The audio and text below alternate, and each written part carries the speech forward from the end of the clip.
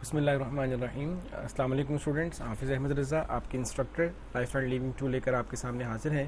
الحمدللہ انشاءاللہ پہلے لیکچر کی طرح آج ہمارا دوسرا لیکچر ہے. جو دوسرا لیکچر ہم پڑھنے جا رہے ہیں اس میں میں نے آپ کو پریویس لیکچر کے اندر آپ کے پیپر کی آؤٹ لائنس بتائی تھیں, کچھ آپ کے ساتھ فارمل ڈسکشن کی تھی اور آپ کو گائیڈ کیا تھا کہ آپ کے پیپر میں کیا چیزیں اہم اور کیا چیزیں اہم نہیں ہیں. تو امید ہے کہ آپ کو وہ تمام باتیں سمجھ آئی ہوں گی, اور انشاءاللہ میں پریویس لیکچر کے حوالے کے ساتھ ساتھ آپ سے نیکسٹ باتیں بھی کچھ شیئر کروں گا. مجھے بہت خوشی ہے کہ بیٹا آپ لوگوں نے بڑا اچھا فرسٹ لیکچر کے اندر رسپانس دیا. جن بچوں کو سمجھ نہیں آئی انہوں نے سوال کیے اور ان کو بات کلیئر ہو گئی. میں حتی الامکان کوشش کروں گا کہ میں میکسیمم طریقے سے آپ لوگوں کو گائیڈ لائن دے سکوں. آج کا نیا لیکچر میں ہم شروع کرنے جا رہے ہیں. میاں محمد بخش کا کلام ہے, بڑے خوبصورت. آپ فرماتے ہیں دنیا سے جڑا کم نہ آیا اوکھے سوکھے ویلے, اس بے فیض سنگی کو لو بہتر یار اکیلے. ایک دوسرے کی مدد کرنی چاہیے, محبت کے ساتھ, اخلاص کے ساتھ ایک دوسرے کا خیال رکھنا چاہیے. ہم اپنے ہر لیکچر میں ایک اچھی بات سیکھنے کی کوشش کریں گے اور اس کو یاد بھی رکھیں گے تاکہ اللہ کریم ہمیں برکتیں عطا کرے. زندگی میں بیٹا کبھی بھی آپ لوگوں نے چھوٹی چھوٹی باتوں کو نظر انداز نہیں کرنا, کیونکہ یہ چھوٹی چھوٹی باتیں ہی انسان کے اندر بہت بڑی مسائل پیدا کر دیتی ہیں. میں آپ کی گائیڈ لائن کے لیے عرض کر دوں کہ مچھر جو ہے وہ زیادہ کاٹتا ہے, ہاتھی زندگی میں کبھی نہیں کاٹتا. یہ مثال یاد رکھیے گا, چھوٹی چیزیں کبھی نظر انداز نہیں کرنی چاہیے, یہی بڑے مسئلے پیدا کیا کرتے ہیں. چلیے آئیے ہم اپنے سبق کا آغاز کرتے ہیں.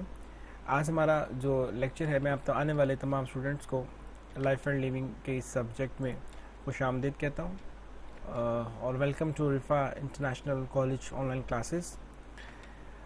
Life and living 2 Pakistan studies کا لیکچر ہے. انسٹرکٹر حافظ محمد احمد رضا آپ کے سامنے حاضر ہیں. لیکچر نمبر 2 آج انشاءاللہ ہم باقاعدہ پڑھیں گے. میں آپ سے سب سے پہلے لیکچر کی جو آؤٹ لائنس ہیں وہ ڈسکس کروں گا. آؤٹ لائن میں پہلی چیز کیا ہے؟ افلاس کی مار. نمبر 2 مسلمانوں کو جاہل بنانا. آف کورس میں نے آپ کے ساتھ لاسٹ لیکچر میں کچھ باتیں ڈیٹیل سے ڈسکس کی تھی. یہ ہماری آؤٹ لائن ہے جو آج ہم پڑھیں گے. میں چند باتیں آپ کے سامنے رکھ دوں. آؤٹ لائن میں جو پہلی بات میں نے آپ سے کی افلاس کی مار, اس کی سب ہائڈنگ کیا ہے. پہلی ہے جی, آپ دیکھیں افلاس کی مار. افلاس کی مار میں استمراری بندوبست, اس کی ڈیفینیشن کیا ہوتی ہے, استمراری کا لفظ استعمال کیوں ہوتا ہے, اسے کیا کہا جاتا ہے, اس کو کیوں کہا جاتا ہے, استمراری لفظ ہے کیا. نمبر 2 سنت اور حرفت کی تباہی. نمبر 3 ملازمتوں سے محرومی. نمبر 4 مفلسی اور نداری کی عمومی حالت. یہ بڑے مشکل الفاظ ہیں ان بچوں کے لیے جو انگلش میڈیم یا اے لیول پڑھ کر آئے ہیں. یقیناً میں جانتا ہوں کہ ان کے لیے تھوڑے سے مسائل کا جو ہے سبب بنے گی, پر کوئی بات نہیں, میں انشاءاللہ حاضر ہوں. میں آپ کو آپ کے ان کے معنی بھی کلیئر کروں گا. نمبر 2 جو ہماری میجر آؤٹ لائن ہے وہ یہ ہے مسلمانوں کو جاہل بنانا. یہ بڑی اہم بات تھی. یہ کیا تھا, کیا اس کے پیچھے بیک گراؤنڈ تھی, انشاءاللہ وہ آج ہم ڈیٹیل سے پڑھیں گے. اس کے پیچھے میں نے پسماندہ بنانا, اوقاف کی ضبطی کرنا, مدارس کا خاتمہ کرنا, عربی اور فارسی زبانوں کی تعلیم ختم کر دینا, ہر مسلمان کی تہذیبی اثرات سے بیگانہ بنانا, مغربی تعلیم کا اجرا کرنا, اور کفر کے فتوے کا پروپیگنڈا. یہ تمام چیزیں جو تھیں وہ اس میں شامل تھیں. میں آپ کو اپنا لیکچر آگے مزید بڑھانے سے پہلے جو ہم نے سب سے پہلے اپنی آؤٹ لائن پڑھی تھی, اگر آپ غور فرمائیں تو میں نے افلاس کی مار کی بات کی تھی آپ کے ساتھ. افلاس کی مار, یہ آؤٹ لائن کیا ہے, اس آؤٹ لائن کو ہم پڑھیں گے, اور اس کے لیے ہمیں سب سے پہلے اس آؤٹ لائن کی جو میجر کور لائن ہے استمراری بندوبست. جی تو آپ کے سامنے جو پیج کھلا ہوا ہے, میں نے آپ کو لاسٹ ٹائم پڑھایا تھا پیج نمبر 68 تک, اور آج ہم پڑھیں گے. دیکھیے مسلمانوں سے نفرت کے اسباب. میں نے آپ کو بتایا تھا افلاس کی مار. یہ وہ افلاس کی مار کا جو آرٹیکل ہے وہ ہمارے پاس جو اس وقت نیچے موجود ہے, میں آپ کے سامنے جو شیئر کر رہا ہوں وہ ہے آپ کا یہ افلاس کی مار اور استمراری بندوبست. سب سے پہلے میں اس کی بیک گراؤنڈ کہ یہ افلاس کی مار کیوں, مسلمانوں سے نفرت کیوں ہوئی تھی. اصل میں ہم نے یہ پڑھنا یہ ہے, اگر آپ غور کریں, میں تھوڑا سا آپ کو پریویس ویو دے دوں اس کا بیٹا, کہ اگر آپ غور فرمائیں تو ہم نے بات کی تھی لاسٹ ٹائم کہ انگریزی حکومت کی پالیسی مسلمانوں کے ساتھ کیا تھی. کیونکہ یہ فرمان جو تھا, جو بنگال حکومت کا فرمان تھا, اصل میں اس فرمان کی سب سے بڑی وجہ یہ تھی, یہ فرمان اس بات کی ضمانت تھا کہ کسی بھی طرح مسلمان جو ہیں, یہ جو انگریز حکومت ایسٹ انڈیا کمپنی ہے, ان کو صرف پراپرٹی کے معاملات, یعنی کہ دیوانی معاملات, پراپرٹی کی ڈسکشن کے لیے کہ ان کو یہ پراپرٹی کے معاملات یہ خود دیکھیں, اور ان کو کچھ صوبے سونپ دیے گئے کہ جناب this is your moral duty and you please carry on this. یہ اس فرمان میں صرف ان کو ذمہ داری دی گئی تھی, بیچنا یا اس طرح کے الفاظ کا استعمال نہیں ہوا, مگر انہوں نے اس کو کیا سمجھا جی کہ جناب ہمیں یہ بیچا گیا ہے, اور انہوں نے جناب اپنی منمانی شروع کر دی. وہ آئے تھے تجارت کی غرض سے, ایسٹ انڈیا کمپنی, یہ بڑی ایک مشہور آپ نے پڑھی ہوئی تاریخ کہ وہ تجارتی غرض سے آئے تھے, یہاں کے معاملات دیکھے تو قبضہ کر لیا. آتے تھے تجارت کے لیے سامان لے کر، اس میں اسلحے لے کر آئے، اور پھر وہ جناب انہوں نے جناب جگہ جگہ اپنے جاسوس کے ساتھ ساتھ اسلحہ چھوڑ دیا، اور اس کے بعد ایک یکدم اشارہ کر کے تو پھر پوری ہندوستان پہ قبضہ کر لیا، کیونکہ وہ یہاں کے دیوانی معاملہ سے واقف تھے کہ یہ بڑے کمزور ہیں، یہاں پر ان کو ڈسپلن ہی نہیں آتا، بادشاہ نے جو آرڈر کر دیا بس وہی ہوتا ہے. تو یہ فرمان جو ہے بنگال حکومت کا، اٹس ویری امپورٹنٹ کہ یہاں پر کلیئرلی لکھا ہوا ہے کہ جناب you have no right to put any influence against of any government, آپ کے پاس کوئی اس کا اختیار نہیں ہے. سو یہ بڑی امپورٹنٹ بات تھی. مگر انہوں نے کیا کیا جناب، اس لیٹر کو بھی انہوں نے بالائے طاق رکھتے ہوئے اپنی منمانی کی اور جو جہاں پہ تمسخر بنایا، کیونکہ اب یہ مسلمانوں سے حکومت لی گئی تھی تو وہ مسلمانوں سے ڈرے ہوئے تھے. میں آپ کو ایک بیک گراؤنڈ سمجھا رہا ہوں. تو مسلمانوں سے نفرت کے اسباب کیا تھے؟ پہلی بات یہاں پر سوال یہ پیدا ہوتا ہے کہ انگریزی کمپنی کی حکومت نے مسلمانوں کے خلاف یہ جو رویہ اختیار کیا ہوا تھا یہ بڑا امپورٹنٹ تھا. اس کے بہت سارے اسباب تھے. اس نے کہا پہلی یہ نفرتیں صلیبی جنگوں سے شروع ہوئی ہیں. زمانہ سے اہل مغرب کے دلوں میں موروثی چلی آ رہی تھی کہ جناب بیٹا تو بیٹے سے بیٹا ان کا آگے سے چلا آ رہا تھا. اس وجہ سے مغربی سیاحوں نے بلا سبب مسلمانوں کے خلاف اپنے سفر ناموں میں تہمتیں گھڑی ہیں. اس وجہ سے اہل پرتگال کے نے کسی ظاہری سبب کے بغیر مسلمانوں اور عربوں مظلم کے پہاڑ توڑے. یہ ریزنس ہیں اس کے پیچھے. میں تھوڑی جنرلی اس کے بعد میں آپ کو ایکسپلین کروں، چونکہ میں لاسٹ لیکچر میں بڑے ڈیٹیل سے بات کر چکا ہوا تھا اس میں، اور کچھ لوگوں نے اس میں بات کی ہے، کچھ رائٹرز نے اس پر بات کی ہے، جس کے اندر جو ہیں ہینری تھامسن نے بات کی ہے. جنرل لارڈ ویلم بینکن کا اعتراف ہے کہ دیوانی معاملات کو فہم میں کوئی ہندوستانی یا کوئی یورپین حکیم مہدی علی خان مدارالمحام نواب عود سے زیادہ سوجھ بوجھ نہیں رکھتے. یعنی کہ وہ کہتے تھے کہ دیوانی معاملات انگریزوں کے نزدیک تھا کہ بھی مسلمانوں کو چلانے نہیں آتے، مگر ان کے اپنے جنرلز یہ بات کرتے ہیں انگریزوں کے کہ بھائی ان سے بہتر چلا ہی کوئی نہیں سکتا تھا، کیونکہ یہ سارا سسٹم جو آج برطانیہ میں رائج ہے یہ حضرت عمر فاروق کی دین ہے.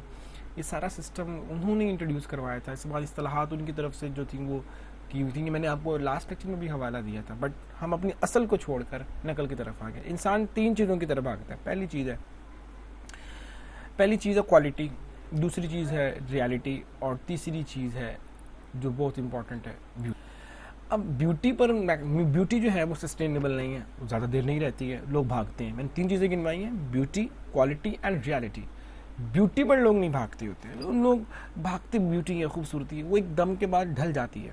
نمبر 2 کوالٹی پر اگر لوگ مرتے ہیں، میکسیمم لوگ ہیں، یعنی کہ 50% لوگ تو خوبصورتی پہ مرتے ہیں، 30% 40% ہے جو کوالٹی پہ مرتے ہیں. یار یہ بندہ اچھا ڈاکٹر ہے، یار یہ میرا اچھا، مطلب ایک اچھا ڈاکٹر اچھا پرائم منسٹر نہیں ہو سکتا، ایک خوبصورت آدمی اچھا وزیر اعظم نہیں ہو سکتا. ایک بڑا خوبصورت ایسے وزیر اعظم بنا دو، یہ بڑا ہی جو ہے وہ ایک تو یہ بڑا ہی ایک جناب خوبصورت آدمی ہے تو اس کو وزیر اعظم لگا دیا جائے، اور جناب یہ شخص جو ہے نا وہ بہت زیادہ کوالٹی رکھتا ہے تو جناب اس کو وزیر اعظم لگا. مطلب ہر ڈاکٹر وزیر اعظم نہیں ہو سکتا، ہر خوبصورت شخص کو تو اب یہ وزیر اعظم بننے کے لیے یہ قاعدہ تو نہیں ہے کہ جناب یہ خوبصورت ہے تو وزیر اعظم لگا دیا جائے. اب یہ ڈاکٹر ہے، یہ کوالٹی بہت اچھی ہے، جناب یہ مریضوں کو ٹھیک کرتا ہے تو جناب اس کو اب ہم وزیر اعظم لگا. مطلب وزیر اعظم کی سیٹ کے لیے اس بندے کی نہیں کہ خوبصورتی کوئی معیار ہے یا کوالٹی کوئی معیار ہے، ریالٹی معیار ہونا چاہیے انسان کا، جو بہت کام ہوتا ہے. دیکھیں ریالٹی کیا ہے، دکھ کون دیتا ہے؟ اللہ کی ذات. سکھ بھی وہی دیتی ہے. ہم سکھ جب آتا ہے تو کہتے ہیں اللہ کا شکر ہے، دکھ آتا ہے تو پھر کیوں نہیں کہتے؟ آزمائش ہے نا، کرتا ہے انسان. تین چیزیں، کوالٹی، بیوٹی اینڈ ریالٹی. پوری دنیا بھاگتی ہے سب سے پہلے بیوٹی کے اوپر. سیکنڈ درجے کے جو لوگ ہوتے ہیں جب وہ تھک جاتے ہیں، بیوٹی ان کے قابو نہیں آتی، وہ کہتے ہیں جناب چلو آؤ پھر اب چلتے ہیں ہم کس کی طرف؟ کوالٹی کی طرف. جب کوالٹی بھی نہیں آتی ہاتھ تو پھر کہتے ہیں ریالٹی کو ایکسیپٹ کرتے ہیں، اور پھر اس وقت جب ایکسیپٹنس آ جاتی ہے تو وہ کمپرومائزنگ سچویشن ہوتی ہے. یاد رکھیں بہت سی چیزیں ایسی ہیں جو میں یہاں پہ کھل کر نہیں آپ سے بات کر سکتا جس طرح سے، کیونکہ لیکچر پہ بہت وسیع ہو جائے گا. میں نے اپنی بات بھی کمپلیٹ کرنی ہے. میں یہاں پر صرف یہ بتانا چاہتا ہوں آپ کو کہ ہمارے پاس کرنے کے لیے بہت کچھ ہے. ہمارے پاس چیزیں اتنی ہیں کہ میں اگر ایکسپلین کرنا شروع کر لوں شاید ہی میں ایکسپلین کر سکوں. تو ہمیں یہ چیزیں سمجھنی ہے. ان کے لوگ تعریف تو وہ جو غیر کر رہے ہیں، یہاں پر اگر آپ نوٹ فرمائیں تو یہ غیر ہماری تعریف کرتے ہیں. یہ کیا کہتے ہیں بھائی جان یہ ذرا نوٹ فرمائیں، دیوانی معاملات فہم میں کوئی ہندوستانی یا کوئی یورپین حکیم مہدی علی خان، کوئی بھی دیوانی معاملات کے اندر کوئی ہندوستانی کیا یا کوئی یورپین حکیم نہیں، ان کے برابر کا نہیں تھا پورے ہندوستان کے اندر. یہ بڑی امپورٹنٹ بات. دوسری بات یہ تھی اگر آپ غور کریں تو انگریزوں نے ہندوستان کی حکومت مسلمانوں سے چھینی تھی، تو اس لیے ان کو بڑا ڈر تھا کہ یار یہی وہ لوگ ہیں جو ہم لوگوں کو پچھاڑ سکتے ہیں، کیونکہ یہی لوگ تو حکومت کر رہے تھے. ہم نے ان سے چھینی تو ڈیفینیٹلی ان لوگوں کے اندر ایک بغاوت پیدا ہوئی. وہ ڈر گئے تھے، ایک فوبیا تھا، مسلم فوبیا. وہ آج تک ہے، آپ دیکھیں اتنے سال گزرنے کے بعد بھی آج بھی مسلمانوں کا خوف ہے کہ یار یہ لوگ بڑے جہادی، بڑے ہی جو ہے نا وہ ریجڈ قسم کے لوگ ہیں. بٹ ایسا نہیں ہے. Islam is a very soft religion. It give a lot of explorations and a lot of opportunities to the all human being to come to explore yourself in Islam. But now समझे तो तब की बात है. Point number 4 बड़ा अहम है. अगर वो देखें, कहते हैं कि सियासी फहम और मनसूबाबंदी के अलावा मुसलमान कौमी हर एतबार से अंग्रेज़ों के हम पल्ला और हमद मुकाबिल थी. शुजात, बहादुरी, बिला शक इनके अंदर हरीफ थे. वो कहते हैं अंग्रेज़ अगर बहादुर है तो मुसलमान तो बढ़कर बहादुर है. अंग्रेज़ मौत से डरता है, मुसलमान कहता है मौत के लिए तो मैं आया था, जिहादी है, बहादुर है. उसकी मिसाल आप तारीख से पढ़े तो उन्होंने कहा अच्छा भाई इनके आने वाली नस्लों को ख़राब करो. मैं इधर आपको समझा रहा हूँ बैकग्राउंड. अफलास की मार कैसे, उन्होंने मुसलमानों को कमज़ोर कैसे किया, क्योंकि उसकी रीज़न ये थी कि नफ़रत की वजह ये थी, वो डरते थे हमसे. और ये भी डरते थे कि यार ये लोग हमसे छीन लेंगे. वो क्या छीन लेंगे? हमारी चीज़ें छीन लेंगे. अच्छा, अभी तमाम चीज़ें पढ़ने के बाद मैं थोड़ी सी एक्सप्लेनेशन को ज़रा वाइंड अप करता हूँ आपके साथ. तो वो डरते थे कि यार ये लोग तो हमें रगड़ देंगे अच्छा खासा, हमसे तो नहीं ये चीज़ें बर्दाश्त तो नहीं. दैट्स वाई उन्होंने प्लान कर लिया कि यार इन लोगों को कमज़ोर करो. अब प्लानिंग के अंदर सबसे पहली चीज़ क्या थी कमज़ोर करने के लिए? उन्होंने मुसलमानों को मजहबी एतबार से, माशरती एतबार से, भूख के एतबार से, तालीमी एतबार से सबसे बढ़कर जो मुसलमानों के साथ फ्रॉड किया गया वो उनके माजी को उनसे छीना गया. वो माजी जिसकी मिसाल, जिनका नाम, जिसकी तारीख़ सुनकर तारीख़ के लोग घबराया करते थे. मैं उसकी फिर अभी आपसे बात करता हूँ. ये देखें ना, हेनरी हेंगर्स थॉमसन के लिखते हैं, कहते हैं अज़्म, हिम्मत, तालीम और ज़हनी सलाहियत के एतबार से मुसलमान हिंदुओं से कहीं ज़्यादा फ़ाइक हैं. ऐसा याद रखिएगा बेटा, मेरे पास आई नो कि मुस्लिम्स मतलब स्टूडेंट्स भी पढ़ते हैं, नॉन मुस्लिम स्टूडेंट्स भी पढ़ते हैं. It's not mean to elaborate the sense of and target any religion. Not, it's not mean, it's mean that type of people. उस वक्त के लोग, यार देखें ना, मुसलमानों में अच्छे लोग भी हैं, बुरे लोग भी हैं, तासुब रखने वाले भी हैं और वली लोग भी हैं, अम्बिया भी हैं. ऐसे ही हिंदुओं के अंदर हर हिंदू एक जैसा नहीं है, हर क्रिश्चियन एक जैसा नहीं है, हर कोई कैटेगरी है. इंसान की पहचान उसके मज़हब से मेरे ख्याल से बाद में, पहले उसके इखलाक से होती है. तो ये बात ज़हन में रखने तालिब इल्म याद रखिएगा.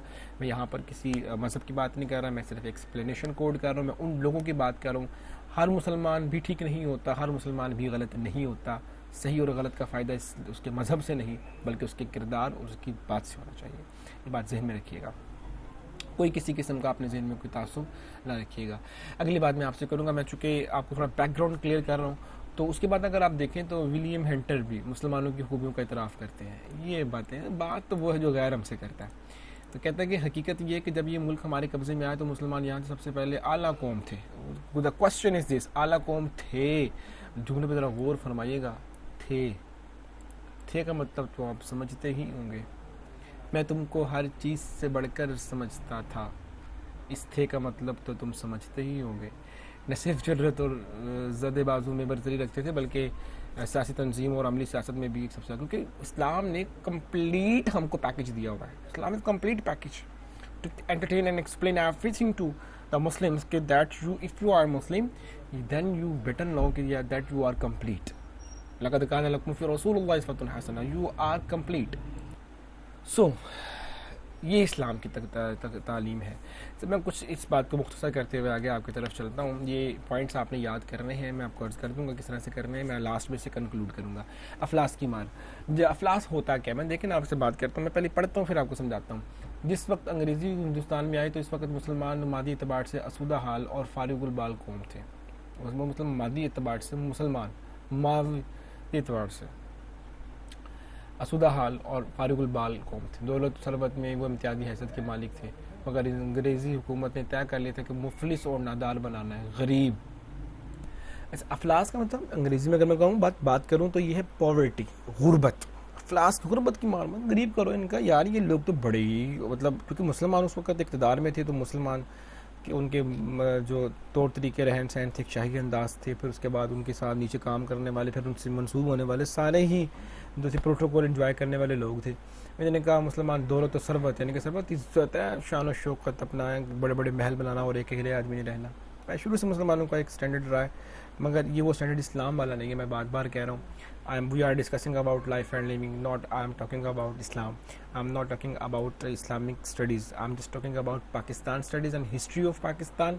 व्हाट इज़ द आइडियालॉजी, वो नज़रिया क्या था, बिकॉज हमारे टॉपिक, हमारी किताब का नाम क्या है, नज़रिया तहरीक नज़रिया पाकिस्तान. تو اس کے پیچھے کتنی بڑی سائیکی ہے وہ میں انشاءاللہ آپ کے ساتھ مزید ایکسپلین کروں گا. Now going to move on. تو انہوں نے کہا یار انہیں غربت کی طرف مائل کرو, انہیں غربت کی طرف لاؤ. تو اگر آپ اگر غور کریں تو دیکھیں افلاس کی معنی میں نے 4 پوائنٹ ہائی لائٹ کیے تھے کہ استمراری بندوبست, صنعت و حرفت کی تباہی, ملازمتوں کی محرومی, یعنی کہ غریب کیسے کرنا ہے. انہوں نے کہا استمراری بندوبست کرو ان کا, صنعت و حرفت کی تباہی مچا دو ان کی, کیونکہ اسی وجہ سے تو یہ کما کھا رہے ہیں. ملازمتوں سے محروم کر دو ان لوگوں کو, مفلسی اور نداری کی عمومی حالت, ان لوگوں کو مفلسی اور نداری کے اندر ڈبو دو, ان لوگوں کی حالت بدتر سے بدتر کر دو تاکہ یہ لوگ اپنے آپ کو مسلمان کہنے سے بھی ڈریں اور ان کو احساس ہو. مطلب ایک عجیب سا ایک تعلق تھا. ایک شعر یاد آیا مجھے اس تعلق پر آپ کی سماعتوں کے لیے کہ کتنا عجیب سا تعلق ہے تیرا میرے ساتھ, مجھ کو ہی چھوڑ جانے کا مشورہ میرے ساتھ. یعنی کہ مسلمانوں نے ان کو خود دعوت دی کہ آؤ اور ہمیں محروم کر دو اقتدار سے. صرف کیوں؟ ویژنری نہیں تھے. یاد رکھیں لیڈر میں اور حکمران میں فرق ہوتا ہے. لیڈر آنے والی نسلوں کا سوچتا ہے, حکمران صرف حکومت کرنے کا سوچتا ہے. یہی وہ امتیازی فرق ہے. جی, استمراری بندوبست میں سب سے پہلی چیز کیا ہے؟ استمراری بندوبست ہوتا ہے کیا؟ بندوبست کا مطلب آپ کو پتہ ہے کہ کسی چیز کا ارینجمنٹ کرنا. استمراری اسٹیبلٹی کو کہتے ہیں, اسٹیبلٹی کا بندوبست کرنا. اب یہ کیا معنی بنا, میں تب اس کو پڑھ کے سناتا ہوں تو پھر آپ کو کلیئر ہوگا کہ یہ ایکچوئل میں مطلب کیا ہے. میں نے آپ کو لغوی معنی سے جو ہے وہ روشناس کرنے کی کوشش کی ہے. ایسٹ انڈیا کمپنی ایک تجارتی کمپنی تھی جو گردش دوران سے حکمران بن گئی, اور اس کا اصل مقصد نفوذ حاصل کرنا تھا کہ پہلے گورنر جنرل جو تھے انہوں نے محکمہ مال گزاری کے وسیع اور پیچیدہ طریقہ کار کو ایک قلم ختم کرو. اتنا بڑا سسٹم کیوں آپ نے لانچ کیا ہوا ہے؟ کاشتکاروں زمینوں سے مفادات سے آنکھیں بند کر لی. یعنی کہ اب کاشتکاروں کو پانی چاہیے, ان کو ڈیفینیٹلی بونے کے لیے بیج چاہیے, اس طرح کی تمام فیسلٹیز چاہیے جو کہ کاشتکار کو ضروری ہے, جو حکومت کا وقت کا ذمہ داری ہے کہ پرووائڈ کرے. انہوں نے یک قلم تب سے آنکھیں پھیر لی, کہا نو, اور ساری زمینات کو جتنی بھی تھی نیلام کر دیا. آپ دیکھیں لفظ ساری زمینات کو نیلام کر دیا, یہ جملے غور فرمائیے گا ذرا. گورنر جنرل لارڈ کارنوالیس نے سارے سال بہ سال نیلام کرنے کی زحمت بھی گوارا نہیں کی, بلکہ ساری زرعی ضمانات کو دائمی ٹھیکے پر دے دیا. انہوں نے کہا ہمیشہ دائمی, ہمیشہ ٹھیکے پہ دے دیا. اب یہ سارے ٹھیکے دیے بھی کن کو؟ مسلمانوں سے چھین کر, کیونکہ مسلمان زمیندار تھے, ٹھیکیدار ہندوؤں کو دے دیا. وہ نئے جناب ٹھیکیدار بنے. اب ہوا کیا؟ ہر طرح کا مکرجی, مجموعہ ٹیگوار, سین, داس, گپتا خاندان, سب کے استمراری بندوبست اراضی کے پیداوار ہیں. سب کے سب استمراری بندوبست راہ گزاری کی, یعنی کہ ان کے سیٹلمنٹس کے, رہنے کے جتنے معاملات تھے رہنے کے, سمجھ رہے ہیں, استمراری بندوبست اراضی کی پیداوار, رہنے کے بندوبست جتنے بھی تھے وہ سب, یعنی کھانے پینے کے معاشی سورس آف انکم جسے آپ کہتے ہیں. کاشتکاروں پر ہندو ٹھیکیداروں کی اس قدر ظلم ستم کرتے تھے, اس کا اندازہ راجہ رام منموہن کی بیان سے ہوتا ہے. یہ آپ نے بیان یاد رکھنا, یہ آپ کا شارٹ کوشچن بھی ہو سکتا ہے. ایک کاشتکار جو زمین کی رقم ادا نہیں کر سکتا تھا, وہ مجبور ہو کر اپنی جوان لڑکی نیچ ذات کے ہندو کے ساتھ فروخت کر دیتا تھا اور اس رقم سے ٹھیکے کی رقم کو ادا کرتا تھا. اس کا ریفرنس دیکھیں حواشی نمبر 1, آپ ذرا غور فرمائیے گا تو یہ حواشی نمبر 1 یہاں پر موجود ہے, اور اس حواشی کی ڈیٹیل لکھی ہوئی ہے. بنگالی مسلمانوں کی 100 سالہ جد و جہد, یعنی کہ 100 سالہ از عبداللہ لکھی عبداللہ صاحب نے, صفحہ ملک نے, صفحہ نمبر 555 ہے, مجلس ترقی ادب لاہور, اس کے رائٹر ہیں. آپ غور فرما لیجئے کہ ہم کس طرف کھڑے ہیں, کس ڈگر میں کھڑے ہیں. ٹھیک ہو گیا. نمبر 2, اس کے بعد ہے جی کہ مسلمانوں کی صنعت و حرفت کی تباہی مچا دی. بہار بنگال میں مسلمانوں کا ایک طبقہ جو لاہا, یعنی کہ صنعت و پاراچا بافی مشہور تھے. ڈھاکہ کا ململ اپنی نفاست کے اعتبار سے پوری دنیا میں مشہور تھا. کمپنی نے تجارت کے لیے اس ململ بنواتے تھے. کمپنی کے ملازموں کے سامنے وہ بیچارے بالکل بے بس ہوتے, اور یہ ملازم ان پر بے اندازہ مظالم ڈھاتے تھے, اور ان کا ذکر راجہ رام منموہن نے کیا. کمپنی کے ملازمین جو لہو کو ایک مکان میں بند کر دیتے تھے, کمپنی کے ملازم جو لاہوں کو ایک مکان میں بند کر دیتے تھے. کمپنی کے کارندے اس سے کم قیمت پر اور جلدی کپڑا تیار کرانا چاہتے تھے, اور ہر جو لاہا ہے پر ایک سپاہی مسلط ہوتا تھا. کام میں سستی کرنے والے جو لاہے پر سختی مار پڑتی تھی. دس از the reason. Kashmir, you can say that nowadays the current situation is just belongs to Muslim. تنگ کرو, پریشان کرو, بھوکے کرو, وہی بولی بولیں گے جو آپ چاہیں گے. متعدد مثالیں ایسی ہیں جو ریشم کے کانتے والے جلاہوں نے کمپنی کے اندر کرندوں کے ظلم کے ستم سے تنگ آ کر اس ساری چیزیں کی ہیں. اس کے بعد نمبر 3 پہ ملازمتوں سے محرومی مسلمانوں کو جو ہوئی. کمپنی کی حکومت نے پے در پہ ایسے اقدامات کیے جن کی وجہ سے یہ طبقہ روزگار سے محروم ہو گیا, اور اس قدر مسلمانوں کو ذلیل کیا گیا, رسوا کیا گیا کہ مغل دور کے نظام چوکیداروں کو بھی ختم کر دیا گیا. سن دیا ہوا یہاں پر، اس کو ذرا اپنے دھیان سے دیکھ لینا ہے کہ مغل دور کے ان سوالوں کو. اب دیہات میں امن و امان برقرار رکھنے کا ذمہ دار ہوتا ہے. اس سے ایک طرف دیہات میں امن و امان کی حالت بگڑ گئی اور دوسری طرف اس شعبے سے وابستہ ہزاروں افراد بے روزگار ہو گئے. فوج مسلمانوں کی تعداد غیر معمولی تھی. مسلمان سب سے زیادہ تھے، فوج کی ملازمت کو پسند کرتے تھے. ہمارا قومی شاعر غالب کہتا ہے کہ سو پشت سے ہے پیشائے آبا سپاہ گری. معافی چاہتا ہوں ذرا سپاہ گری یعنی کہ سپاہی گیری کرنا. سو پشت سے ہے پیشہ آبائے سپاہ گری. سو پشت، سو ہماری پشتوں سے یعنی کہ 100 سالوں سے ہماری پشتوں میں چلا آ رہا ہے. پیشہ آبا ہمارے بڑوں کا پیشہ. سپاہ گری یہ جو ہے وہ فوجی نظام. سپاہ گری، سپاہ کہتے ہیں فوج کو بھی کہتے ہیں، سپاہی کو بھی کہتے ہیں. یہ بڑی اہم باتیں تھیں جو میں کہیں میرے پاس بڑا لیکچر بڑا وسیع ہے آج کا. میں چاہتا تھا کہ یہ لیکچر میں حتی الامکان کوشش کروں کہ آپ کو جنرلی ایکسپلین کر دوں تاکہ آپ کی بہت سی باتوں کے سوالوں کے جواب آپ کو یہاں پر مل جائیں. سول حکومت اگر آپ دیکھیں تو میں آپ کو یہ عرض کر دوں، ذرا دیکھیے گا. سول حکومت میں بھی کوئی بڑا عہدہ مسلمانوں کو نہیں مل سکتا تھا. سول آپ سمجھتے ہیں یہ جو آپ کے ایک ہوتے ہیں فوجی نظام، عسکری قیادت جسے کہتے ہیں، ٹھیک ہے جی، ملٹری ٹرمز سوری. تو دوسرے عہدے ہوتے ہیں جو مسلمانوں کو 25 روپے ماہانہ کا دروگہ مقرر کیا جا سکتا تھا. یہ ایک اس طرح سے پاسبلٹی تھی جس کے حصول کے لیے بھی کمپنی کے ملازموں کو رشوت اور نذرانہ دینا پڑتا تھا. رشوت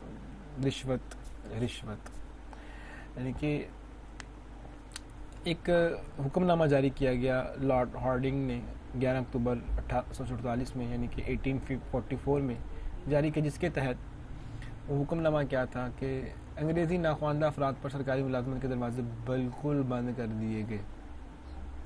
یعنی کہ 1860 میں عدالت کو ہائی کورٹ کا نام دیا گیا، صدر عدالت کو جو مین عدالت تھی. اچھا، اب میں تھوڑی بات کو مختصر کرتے ہوئے آپ کو عرض کر دوں کہ دیکھیں جب یہ مسلمانوں کے ساتھ یہ معاملات پیش آئے تو اس کے بعد انہوں نے کیا کیا کہ 1960 میں ایک ایکٹ قائم کیا. صدر عدالت کو ہائی کورٹ کا نام دیا گیا اور عدالتی کارروائی کو فارسی زبان سے انگریزی زبان میں منتقل کر دیا گیا. پھر اس اقدام سے ہزاروں مسلمان وکلا بے روزگار ہو گئے. جو مسلمان، کیونکہ وہ انگریزی زبان سے واقف نہیں تھے اس وقت، فتویٰ آ چکا تھا جو انگریزی سیکھے گا وہ کافر ہو جائے گا. مطلب ایک چپکلش تھی، مسلمان اپنی اردو زبان فارسی کو چھوڑنے کو تیار نہیں تھے. اور یہاں پر یہ لڑائی تھی کہ جناب مسلمانوں کو اگر تنگ کرنا ہے تو پھر جناب اپنی زبان رائج کر دو، یہ اپنے آٹومیٹکلی اس سے ایلیمینیٹ ہو جائیں گے سسٹم سے. پھر ایک ضرب خاص مسلمانوں پر لگا دی گئی، ایک بڑی خاص ضرب، کہ قاضی ایکٹ پاس ہوا 1900 جو تھا وہ 64 میں. اور قاضی ایکٹ کو ڈٹ کر مطلب ختم کیا جس دن، اس کے بعد کیا جج کے مسلمان ہونا بھی شرط ختم ہو گئی. اس اقدام کا نتیجہ نکلا کہ ہزارہاں افراد بے روزگار ہو گئے. شرفاء کے گھرانے نہ مطلب یہ جتنے سارے جو تھے وہ ناشے نہ وغیرہ یہ سب محتاج ہو گئی. ان حالت میں بقول سر سید یہ ہو گئی کہ ہائی کورٹ میں جا کر علوم شرکی کے علماء یعنی وکلاء کا حال دیکھو، ان کے منہ پر مکھیاں بھنکتی ہیں. کتنا بڑا ایک جملہ اتنے بڑے اسکالر کی طرف سے آیا مسلمانوں کے لیے. میں سمجھتا ہوں ایک لمحہ فکریہ تھا. میں چونکہ 2 آؤٹ لائن آپ سے شیئر کی تھی، میں نے کہا تھا افلاس کی مار، تو میں افلاس کی مار ابھی تک ایکسپلین کر سکوں آپ کو. اور میں آگے آخر میں افلاس کی مار کا جو آخری پوائنٹ ہے مفلس و نداری کی عمومی حالت. اس کے بعد جو ہم نے کل ایک آؤٹ لائن میں نے کل کے لیے آپ کے سامنے رکھی تھی میں آپ کو دکھا دیتا ہوں. جی یہ دیکھیے گا کہ میں نے آپ کے سامنے ایک بڑی خوبصورت بات رکھی تھی آؤٹ لائن میں، افلاس کی مار اور مسلمانوں کو جاہل بنانا. ابھی تک جو میں آپ کو ایکسپلین کر رہا ہوں وہ ہے جی آپ کے سامنے، اگر آپ غور فرمائیں تو وہ ہے افلاس کی مار. افلاس کی مار میں آپ کو ایکسپلین کر رہا ہوں. نمبر 1 اس میں نے استمراری بندوبست ایکسپلین کیا. میں نے نمبر 2 سنت و حرفت کی بات کی، استمراری بندوبست کا مطلب بتایا، پھر بتایا کہ وہ ہوتا کیا ہے کہ مسلمانوں سے ان کی جائیدادیں چھین لی گئیں. پھر ان کے بعد ٹھیکیداری کا نظام قائم کیا گیا، ہندوؤں کو ٹھیکیدار لگا دیا گیا. پھر مسلمانوں کے ساتھ جو ظلم و زیادتی کی گئی کہ مطلب ایک حد درجے کی تھی. سنت و حرفت مسلمانوں کی جناب جو بڑے خوبصورت مخمل کے جو لاہے وغیرہ کمبل تیار کیا کرتے تھے، ریشم تیار کیا کرتے تھے، ان کو پریشان کیا گیا. پھر اس کے بعد ملازمتوں سے محروم کیا گیا. وہ کس طرح سے کیا گیا جناب؟ ان کو کوئی نوکری نہیں دیتے تھے. پھر ملازمتوں سے اس کو عدالتوں سے نکال دیا گیا. قاضیوں کے عہدے ختم کر دیے گئے. نئے سے نئے ایکٹ پیدا کیے گئے. پھر اس کے بعد مفلس و نداری کی عمومی حالت. یہ اب میں آپ کو لاسٹ پوائنٹ آج کا پڑھانے جا رہا ہوں. میں آپ کو دوبارہ بتا رہا ہوں کہ میں نے آپ کے ساتھ 2 آؤٹ لائنز شیئر کی تھیں. پہلی آؤٹ لائن تھی افلاس کی مار, دوسری آؤٹ لائن تھی مسلمانوں کو جاہل بنانا. میں نے آپ کو آج ایک آؤٹ لائن پڑھا رہا ہوں, افلاس کی مار. اور افلاس کی مار میں نے آپ کو صرف 4 پوائنٹ ایکسپلین کیے ہیں. اس کے بعد میں انشاءاللہ آپ کے ساتھ کوشچننگ کروں گا, کوشچنس کچھ ریز کروں گا, کچھ انپورٹنٹ کوشچنس کے نشان وغیرہ آپ کو بتاؤں گا, تاکہ آپ کو یہ ساری باتیں یاد رہ جائیں. میں نے بڑی کوشش کی ہے کہ میں لمیٹڈ ٹائم کے اندر یہ بات ساری ایکسپلین کر دوں, بٹ ایک بات یاد رکھیے گا اسٹوڈنٹس, یہ ویری امپورٹنٹ ہے کہ آپ کو جو باتیں پڑھا رہا ہوں میں ریپیٹ آپ کو 10 دفعہ بھی کروں گا, 50 دفعہ بھی کروں گا, 200 بار بھی کروں گا, پر بیٹا آپ کی اخلاقی ذمہ داری ہے کہ آپ اس کو ضرور پڑھیں, ضرور سنیں, ضرور سمجھیں. میں آپ کی سہولت کے لیے 2 آؤٹ لائن کی بجائے 1 آؤٹ لائن پڑھا رہا ہوں. میں نے 2 آؤٹ لائن اس لیے رکھی کہ میں ایک ویک میں ان 2 آؤٹ لائنس کو کور کر سکوں گا. تو انشاءاللہ میں نے اپنے اس لیکچر کے اندر اپنی 1 آؤٹ لائن کو کور کر لی ہے, حتی الامکان کوشش کی ہے. Now we are going to move on second last point, مفلسی و نداری کی عمومی حالت. جی اسٹوڈنٹس, مفلسی و نداری کی عمومی حالت میں اگر دیکھا جائے تو مسلمانیں جو ہے اس منصوبے پر عمل درآمد کا نتیجہ یہ نکلا کہ مسلمان قوم ہر طرف مفلس و نادار نظر آنے لگی. بیکار اور بے روزگاروں کا ایک غول تھا جو ہر طرف گھومتا نظر آتا. بعض دردمند مسلمانوں کو عوام کے ناگفتہ حالت پر رحم آ گئے. انہوں نے اس تدارک کے لیے کوشش کی. مولانا فضل حق خیر آبادی صدر الصدور جملہ ذرا غور فرمائیے. صدر ہوتا ہے صدر, پریزیڈنٹ, اینڈ صدور صدر کی جمع. دہلی نے, تمام صدروں کا صدر دہلی نے 1837 میں 1873 میں شہنشاہ دلی اکبر ثانی کی خدمت میں ایک رعایا کی بدحالی کی شکایت پیش کی. اسے عرض داشت بھی لکھتے ہیں. جی وہ کیا تھی ذرا یہ غور فرمائیے گا, وہ کیا عرض داشت انہوں نے پیش کی تھی, کس سن میں کی تھی؟ وہ یہ تھی کہ جناب یہاں کے باشندے ہندو مسلمانوں پر ملازمت, تجارت, زراعت و حرفہ زمینداری اور روزہ پر معاش رکھتے ہیں. انگریزی حکومت کے قیام کے بعد سے معاش کے یہ تمام وسائل مزدور مفقود ہو گئے ہیں. ملازمت کے دروازے شہریوں پر بند ہیں. تجارت پر انگریزوں نے قبضہ کر لیا ہے. کپڑا, سوت, ظروف, گھوڑے وغیرہ فرنگ سے لا کر خود فروخت کرتے ہیں. فرنگ سے مراد کرتے ہیں بائٹ سے لا کر, اور نفع کماتے ہیں. معافی واریوں کی معافیاں ضبط کر لی گئی ہیں. کسانوں کو محاصیل کی زیادتی نے بدحال کر دیا ہے. ان چاروں طبقوں کی ذوب و حالی کے نتیجے میں اہل حرفہ اور پھر اس سب کے نتیجے میں درویزہ کرندگی معاش کا شکار ہے. یہ ساری باتیں انہوں نے کر تو دیں, جس کو دیکھو سنتا ہے کہ ہم آپ بیکار بیٹھے ہیں. دیکھو بڑا خوبصورت شعر ہے. بے روزگاری کی شکایت اس دور کے شاعری میں جو تھی وہ عام ہے. انشاءاللہ خان لکھنوی لکھتے ہیں, بہت پیارا شعر ہے ان کا, میں آپ کو پڑھ کے سناتا ہوں. میں اس لیے سنا دیتا ہوں پڑھ کر کے آپ ذرا اس سے محظوظ بھی ہوں. اب شعر ہے جی, کہتے ہیں کہ نجیبوں کا عجب کچھ حال ہے اس دور میں یارو, جہاں دیکھو ہی سنتے ہیں کہ ہم بیکار بیٹھے ہیں. یہ دونوں بزرگ اس دور کے عینی شاہد ہیں, آنکھوں دیکھ کا حال. دوسرے مورخ بھی لکھتے ہیں کہ انگریزی حکومت کا ان تدابیر کا نتیجہ اس صورت میں ظاہر ہوا کہ 1869 میں 1869 تک ایک بھی شریف مسلمان خوشحال باقی نہیں رہا جو کسی سرکاری عہدے پر فائز ہو. علماء فضلہ اور جتنے بھی امراء تھے ان کے اولاد لکڑہارے اور سکے کا کام اختیار کرنے پر مجبور ہو گئے. اس پر ایک انگریز مصنف نے بڑی خوبصورت بات لکھی ہے. وہ کہتے ہیں کیا غضب ہے کہ وہ وارن ہیسٹنگ کا شریک تجارت کنتوبہ وہ دولت میں کھیلے اور اپنی ماتا کے مرنے پر کریا کرم کے کھانے پر 90 لاکھ روپے صرف کر دے. کتنی بڑی بات کہہ دی اس نے. کہا ایک تجارتی بندہ جو اس وقت کے دور میں کیا کرتا تھا, اور ایک ماتا کے مرنے, ماتا سے مراد یہاں پر ہندوؤں کا جو ایک گاؤں ماتا جسے کہتے ہیں, اس کے مرنے پر وہ لاکھوں روپے خرچ کر 90 لاکھ روپے صرف کر دیں, اور جہاں پر ایک غریب آدمی کی روٹی کے لیے اپنے خون پسینے کی کمائی جو ہے وہ داؤ پہ لگا دیں.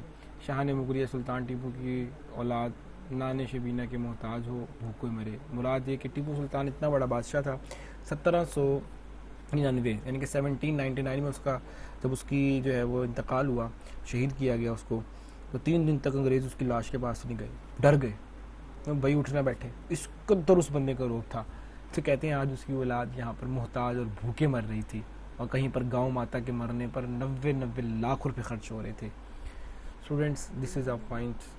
آج کا لیکچر میں انڈرسٹینڈ کر گیا ہوں کہ شاید کافی لینتھی ہو آپ کے لیے. میں نیکسٹ لیکچر کی آؤٹ لائنس بھی انشاءاللہ آپ کے ساتھ ویری سون جو ہوگا وہ شیئر کروں گا. پھر ہم اس کے بارے میں جو ہے وہ ڈیٹیل بات کریں گے, اور پھر انشاءاللہ بڑے مزے کے ساتھ اگلی باتیں بھی آپ کے ساتھ شیئر کروں گا. جی اسٹوڈنٹس، اچھا، افلاس کی مار میں استمراری بندوبست، سنت و حرفت کی تباہی، ملازمتوں سے محرومی اور مفلس و نداری کی عمومی حالت، یہ میں 4 پوائنٹس آپ کے ساتھ ڈسکس کر چکا ہوں. Now I am going to tell you about everything of your next lecture that is very important for you کہ we shall be discussed next time ان شاء اللہ. دیٹ فور مسلمانوں کو جاہل بنانا، نمبر 1 پسماندہ بنانا، نمبر 2 اوقاف کی ضبطی، نمبر 3 مدارس کا خاتمہ، نمبر 4 عربی اور فارسی زبانوں کی تعلیم کا ختم کرنا، نمبر 5 ہر مسلمان کو تہذیبی اثرات سے بیگانہ بنانا، مغربی تعلیم کا اجرا کرنا اور کفر کے فتوے پر پروپیگنڈا کرنا. یہ ساری باتیں انشاءاللہ میں نیکسٹ لیکچر میں آپ کے ساتھ ڈسکس کروں گا. اب آپ کا کوسچن سیشن ہے. Now I am going to move on your question session. First of all please آپ کے پاس کتابیں ہوں گی، ذرا ان کو ذرا سامنے رکھیے گا اور میرے کام کے ساتھ ٹیلی کیجیے گا. اس کو انڈر لائن کرتے جائیے گا تاکہ میں مزید اس کو لینتھی نہیں کرنا چاہتا پلیز. جی اسٹوڈنٹس دیکھیے گا، آپ کے پاس میں نے آپ سے بات کی تھی کہ ہم آج جو ہے مزید بات کریں گے آپ کے کوسچن سیشن پر. تو مسلمانوں سے نفرت کے اسباب کے اندر آپ نے یہ آؤٹ پوائنٹ نمبر 1 تھوڑا تیار کر لینا، کب سے لے کر کب تک جو صلیبی جنگیں ہوئی تھیں، اور یہاں پر آپ نے یہ دیکھ لینا کہ جنرل صاحب نے کیا بات کی تھی، یہ یاد کر لیجیے گا. پھر یہ ہینری تھامسن نے کیا لکھتے ہیں یہ بھی تھوڑا سا یاد کر لینا ہے تاکہ آپ کو یہ بات ذہن میں رہے.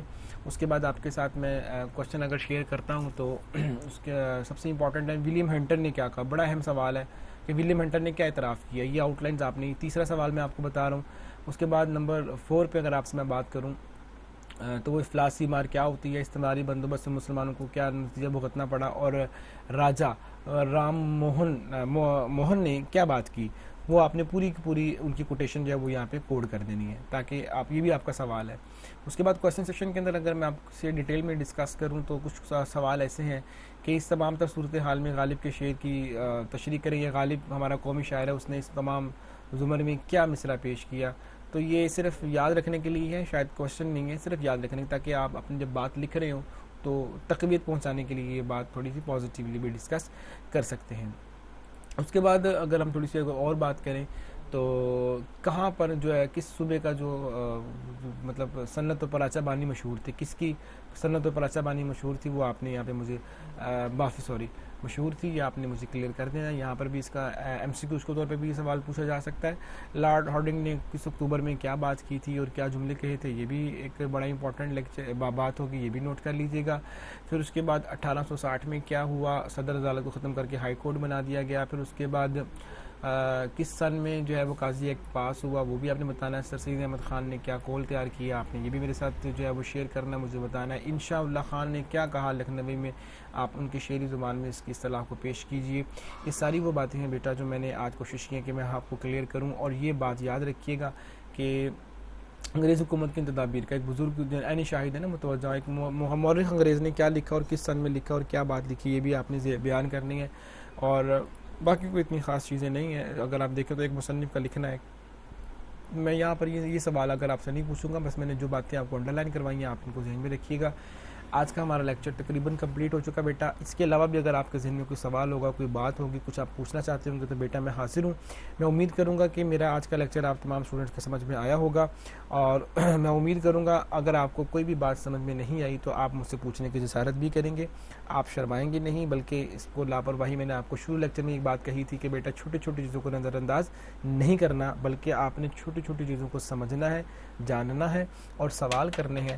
باقی ساری ڈسکشن میں آپ کے ساتھ انشاءاللہ آپ کے کوسچن سیشن میں ہی کروں گا. آپ کے جو سوالات ہوں گے یہاں پر سمجھنے کے بعد، سننے کے بعد، ڈیل کرنے کے بعد آپ نے میرے ساتھ وہ ڈسکس کرنے ہیں انشاءاللہ. I will be definitely guide you 100%. میں نے آج اس بار آپ کو کوسچن سیشن میں جو ہے وہ کوسچن بنا کے نہیں دے رہا، کیونکہ اس لیے میں نے سوچا کہ کچھ کام آپ کے بھی ذمہ لگا دوں. میں نے ریکارڈ کیا لیکچر، میں نے آپ کو ڈیٹیل سے گائیڈ کیا لیکچر میں، لیکچر کی آؤٹ لائنس پرووائڈ کی ہیں آپ کو. میں کوسچن اس لیے نہیں پرووائڈ کر رہا کہ اگر سب کچھ میں پرووائڈ کر دوں گا بیٹا تو پھر آپ اس کو پڑھیں گے کس طرح سے. تو یہ آپ سمجھ لیں کہ آپ کے اسائنمنٹ سمجھ لیں، آپ کا ہوم ورک سمجھ لیں، یا آپ کی کلاس سمجھ چکے. اس ویک کی یہ دوسری کلاس ہے، سمجھ لیں دوسری اور آخری کلاس ہے. نیکسٹ ویک میں منڈے کو ہماری آپ کے ساتھ ملاقات ہوگی، منڈے ٹیوزڈے کو ملاقات ہوگی انشاءاللہ. نیکسٹ ویک میں ہماری ملاقات ہوگی، تو اس وقت تک آپ کے پاس ٹائم ہوگا تو آپ نے یہ کوسچن سارے تیار کر کے لانے ہیں. اور میں امید کرتا ہوں کہ آپ وہ ان کی کوسچن جو بنائے ہوں گے آپ نے ریٹرن، جو میں نے بتایا ابھی لیکچر کے اندر، آپ انہیں نوٹ کریں گے، ان کے آنسر نوٹ کریں گے اور مجھے جو ہے وہ اس کی جو ایڈموڈو ہے سافٹ ویئر، اس میں میرے کوشچن کرنے پر کہ کس کس بچے نے کوشچن بنایا، وہاں پر ان کی پکچر پوسٹ کر دیں گے میرے اس کمنٹ کے نیچے، تاکہ میں دیکھ بھی لوں کہ آپ لوگوں نے ہوم ورک کیا ہے کہ نہیں کیا. میں انہی کی بیسس پر آپ کے فرسٹ انالیسس کو جج کرنے کے بعد سیکنڈ انالیسس اسی پر دوں گا، اور مزید فردر آپ کو اس پر گائیڈ کروں گا. آپ کوشچن بنا کے لائیے اور کوشش کیجیے اس کے آنسر بھی بنا کے لائیں، تاکہ ہم آپ کے ساتھ ڈیٹیل میں ڈسکشن کر سکیں. اپنا خیال رکھیے گا، خوش رہیں، آباد رہیں، اللہ کریم آپ کی زندگی میں برکتیں آپ کو عطا فرمائے. اجازت دیجیے، خوش رہیں. السلام علیکم ورحمۃ اللہ.